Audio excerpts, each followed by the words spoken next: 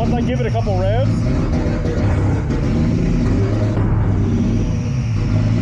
so something obviously is not right here.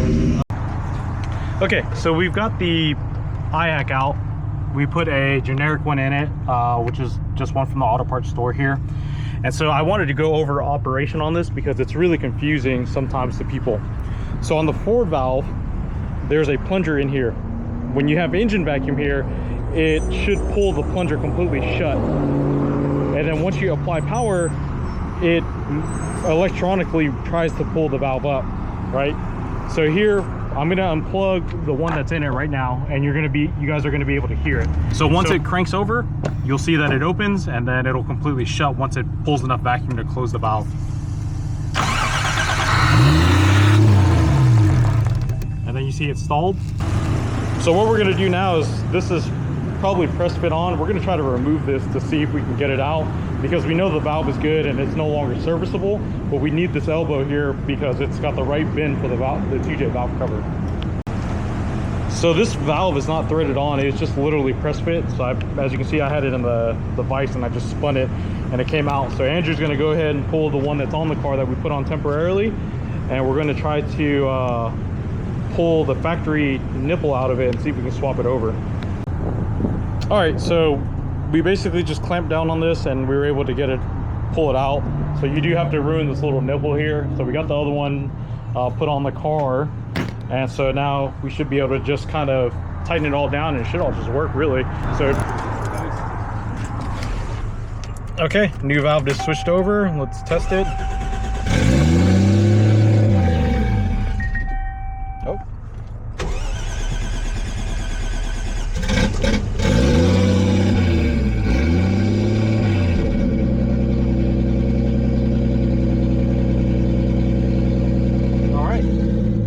Valve is working, so idle drops down. It's at a nice solid 900 RPM, so I think we're good to go on that. All right, so here's where we're at with the Cressida. As you can see that we've got the car idling okay. It's got a couple pops here and there. It might be ignition related, it might be the injector size, I don't know. So what we're gonna do now is we're just gonna let the fuel run all the way out of it. Once it does, then we're going to give it a round of fluids and just freshening it up. So what we're gonna do is we'll probably end up putting, once we get all the bad fuel ran out of this, we'll go ahead and do spark plugs, engine oil, transmission, differential, all that stuff, and then we'll get it prepped up and ready for the dyno. So we got the Cressida back on the lift here. We're changing all the fluids out, so we're gonna hit it with some multiple and some royal purple. We're gonna get this all set up. It's got fresh fluid in it. We're gonna let it run for a little bit longer, but we're changing out all the fluids, coolant as well, just because that we know that the fluids are a few years old. And then if everything looks good, we're gonna roll this sucker right onto the dyno, and then we'll go ahead and get started tuning on this thing. So this is a coolant that came out of the Cressida, but it's like rusty water. So it's probably just been water. I don't know. Yeah, it smells like rust water. So hopefully we don't have any cooling problems, but we probably are, knowing that it's full of rust. We're gonna fill it up with coolant real quick here and then just hope for the best, really. All right, so we're still not done bleeding the coolant out. We're gonna go ahead and move it over to the dyno, where it's just gonna sit over the weekend. Get this bad boy prepped up over there.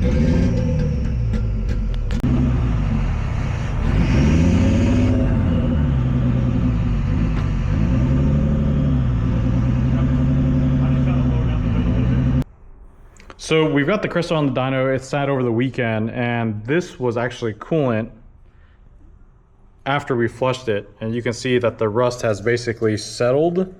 So I don't know if this is going to be this.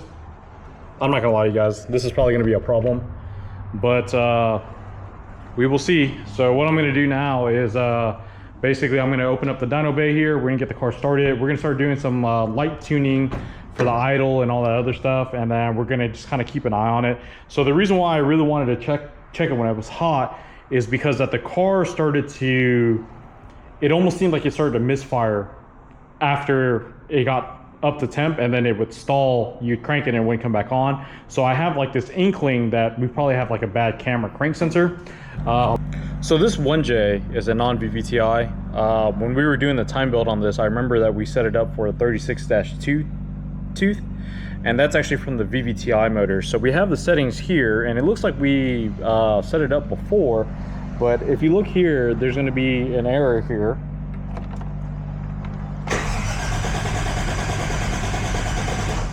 See that? It's got an unexpected missing tooth. So what's really weird about that is that it shouldn't have it. So that tells me something is going on here. We're going to try to change the trigger edge to rising to see if that makes any difference.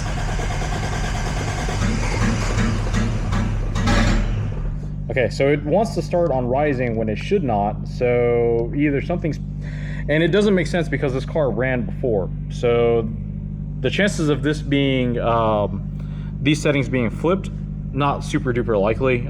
So like I said, we've got a 36-2 tooth here, and then we've got this setting here for the cam, and that is correct too.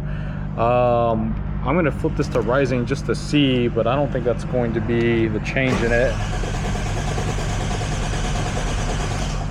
Okay, see, so I really want to say that it's probably a bad sensor more than anything else.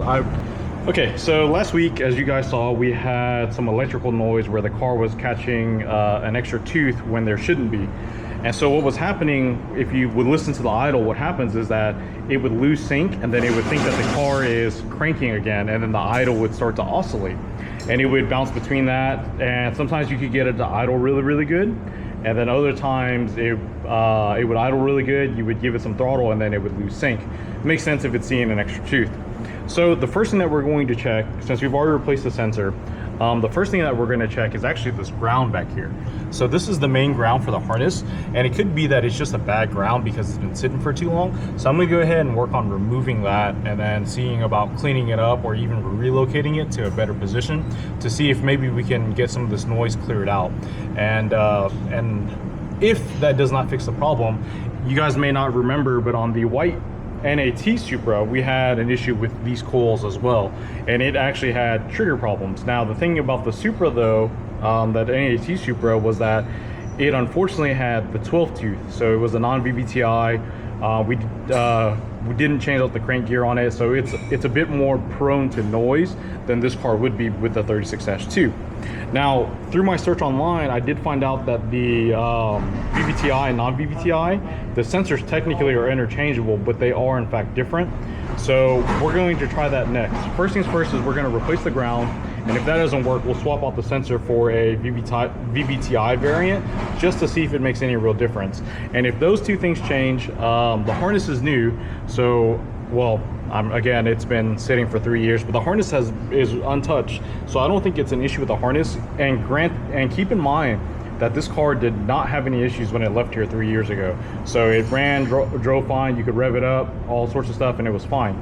So I don't think it's a harness issue, but like I said, I really think it's more along the lines of these coils, because especially since we had the same issue with the Mark IV Supra.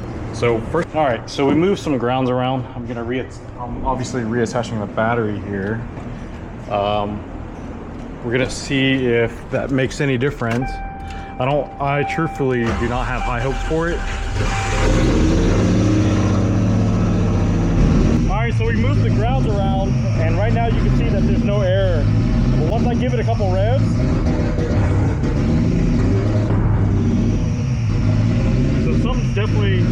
something obviously is not right here. I'm sure you heard the nasty backfire that it had there.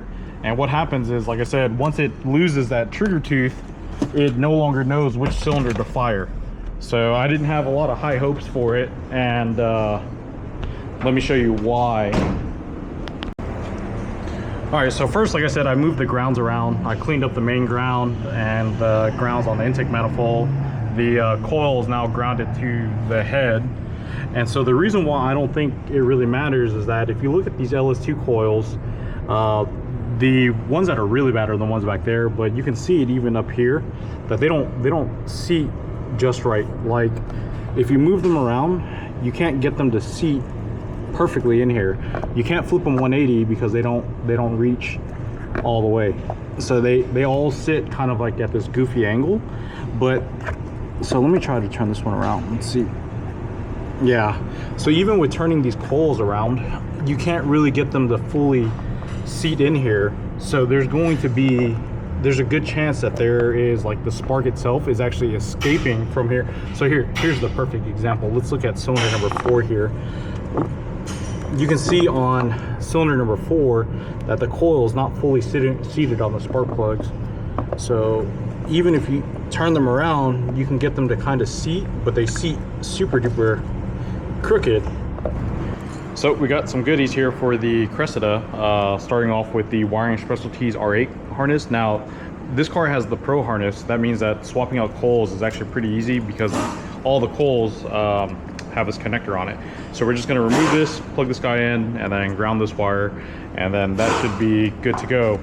Now, ideally, I would much rather not use Duralast coils, but for the sake of getting them ASAP, plus lifetime warranty is not too bad. So the downside of the R8 coils is that they're extremely tall. There is an added benefit though with them being taller, is that they're out of the way of heat. They get more airflow over them, so they supposedly will last longer.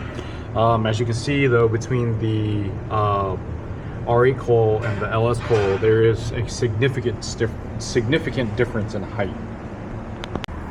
All right, so we got some fantastic news. Basically, I've already made changes to the dwell for the coils. I've actually already fired it up, but I'm gonna fire it up again for you guys. So car's running. No more errors.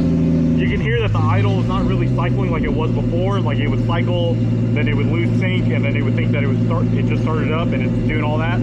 All that is gone. It's revs clean, doesn't have any issues. So we're finally ready to move forward. So I'm gonna go ahead and shut it off. I gotta let it cool down because there's some things I need to check over. But hell yeah, we've made some definite good progress. All right, so we got the car strapped onto the dyno. I have to admit, I'm gonna have to say that this car is extremely loud. We're gonna go ahead and get started on doing some steady state tuning once the car warms up. So I'm just letting it run to get up to off temp. Once it gets to off temp, I'll go ahead and I'll set up for steady state, get that going, and we're gonna start dialing in the car. Now, keep in mind that this car is a drift car. He's not looking for a ton of power. The next other thing too is that in his local area, they don't have 93, so we're gonna be tuning into 91. Now, I've got the knock sensor hooked up for the link knock block that I like to use, but the problem is that with this car, with the open downpipe, I just don't know how well I'm going to be able to hear it. The problem is that the downpipe ends up right over here, and so I can tell you that I already do not like tuning this car because I can already smell the exhaust fumes coming inside the cabin. So I'm gonna do whatever I can to try to stay alive and get it all dialed in. So we'll let it warm up and we'll see what happens.